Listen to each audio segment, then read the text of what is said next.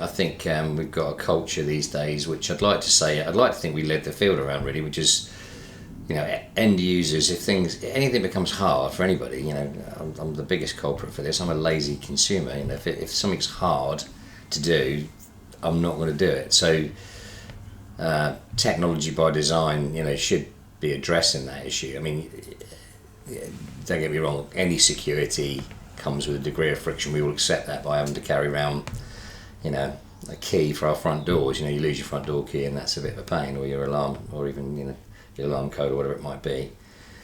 But there's an acceptable level of friction, and what I'd like to think is that we've gone to the extreme to try and look at the solutions that are out there and do something about the friction points that persist with other solutions. And that's the reason we're seeing the wins we're seeing, because that's not, by the way, to the detriment of the level of security. In fact, far from it. Our architecture and model and maths are second to none around that side. But my mum can use this system on an iPad. And that's a great starting point for me.